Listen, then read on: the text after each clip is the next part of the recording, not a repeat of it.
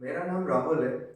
हम specific relief act पर discussion कर रहे हैं, जहां हमने इसके लास्ट वीडियो में सेक्शन 15 के बारे में बात करी थी। आज हम उसी से भी मिलता जुलता जो सेक्शन है, जो उसी के साथ पढ़ा जाता है, सेक्शन 19, उस पर डिस्कशन करेंगे। तो सेक्शन 15 जो था उसमें बात क्या की जाती है, who may obtain a specific performance, जहाँ पे कौन ऑब्टेन कर सकता है स्पेसिफिक परफॉर्मेंस की डिग्री। तो वहां पे जो बताए गए थे लोग थे, तो वहां पे जो पार्टी हैं, लिमिटेड लाइबिलिटी पार्टनरशिप वाले हैं, रिप्रेजेंटेटिव या इंटरेस्ट है, तो वो लोग क्या कर सकते थे, स्पेसिफिक परफॉर्मेंस के लिए सूट ला सकते थे। ऐसा ही जो सेक्शन 19 ये बात करता है, relief against the parties and person claiming under them by subsequent title.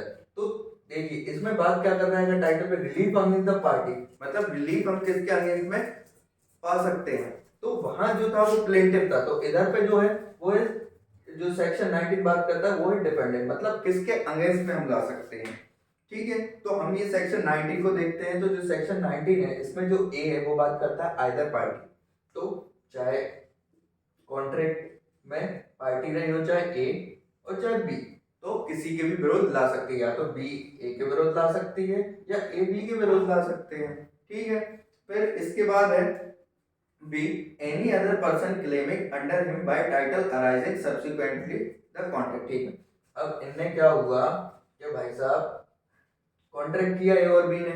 ठीक है, इसके बाद ये मान लीजिए कोई प्रॉपर्टी से रिलेटेड, इनने मान लीजिए जो एक्स प्रॉपर्टी थी इससे रिलेटेड कॉन्ट्रैक्ट की, ठीक है, ट्रांसफर के लिए। अब इसके बाद क्या होता है, इसमें जो राइट अराइज होता है, मान लीजिए बी के जो जो इनहेरिटेंस में जो व्यक्ति आएंगे वो, तो उसके आगे वो व्यक्ति भी, मान लीजिए सी है, तो ये सी के विरोध भी ला सकते हैं।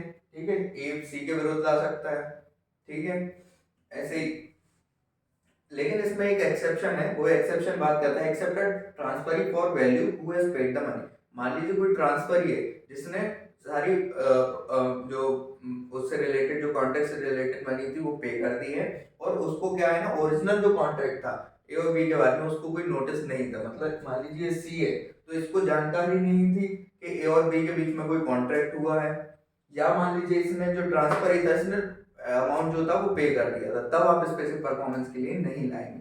ठीक है, ऐसी बात जब सी में देखते हैं, any person claiming under a title which through a prior to the contract known to be a plaintiff might have been displaced by the defendant। ठीक है, तो जो मान लीजिए कि कॉन्ट्रैक्ट हुआ था, कॉन्ट्रैक्ट के पहले या बाद में जो पार्टी थी जिसका टाइटल अराइज हुआ था, वो किसके द्वारा डिस्प्लेस कर दिया गया, उस व्यक्ति को या उस पार्टी को, डिफेंडेंट द्वारा। तो इस डिफेंडेंट द्वारा डिस्प्लेस कर दिया है, लेकिन उसके विरुद्ध लाया जा सकता है स्पेसिफिक परफॉर्मेंस के लिए। ठीक है, तो ये बात करता है सी। ऐसे ही जो सी ए है, हमने सेक्शन 15 में भी बात करी थी, जहां लिमिटेड लाइबिलिटी पार्टनरशिप की बात जो करी थी, कि अगर एक लिमिटेड लाइबिलिटी पार्टनरशिप दूसरे लिमिटेड लाइबिलिटी पार्टनरशिप के साथ जब अमलगमेटेड हो जाती है, ये 1+1 जो बन के एक नई बन जाती है। ठीक है, तो जो न्यू बनती है, जो न्यू एलएलपी बनती है, वो उसके अगेंस्ट में हम क्या कर सकते हैं, स्पेसिफिक परफॉर्मेंस का ला सकते हैं। वहां सूट ला रही थी, यहाँ उसके विरोध ला रहे हैं, बस इतनी सी बात है।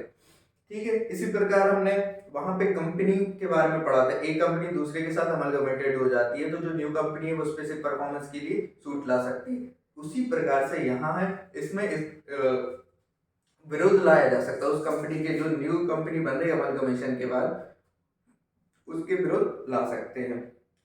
ठीक है, फिर इसमें जो ई है, वहां भी हमने सेक्शन 15 में बात करी थी कि जो प्रमोटर्स ऑफ कंपनी है, उनने जो इनकॉर्पोरेशन ऑफ कंपनी के पहले कोई कॉन्ट्रैक्ट किया हो, ठीक है, तो उस कॉन्ट्रैक्ट के द्वारा जो भी चीज अराइज होती है उसकी स्पेसिफिक परफॉर्मेंस के लिए जो कंपनी है वो स्पेसिफिक परफॉर्मेंस के लिए सूट ला सकती है। इसी प्रकार उसके विरोध भी लाया जा सकता है। ठीक है, लेकिन उस जो व्यक्ति जिसके विरोध आप ला रहे हो, उसको उस बारे में जानकारी होना जरूरी है कि ये कोई कॉन्ट्रैक्ट हुआ था। आई होप आपको सेक्शन 15 और साथ साथ ये सेक्शन 19 भी आपको समझ में आया हो। ये दोनों साथ में ही पढ़े जाते हैं, इनसे प्री में कई बार क्वेश्चन आ चुके हैं, और मेंस में भी क्वेश्चन आते हैं स्पेसिफाई।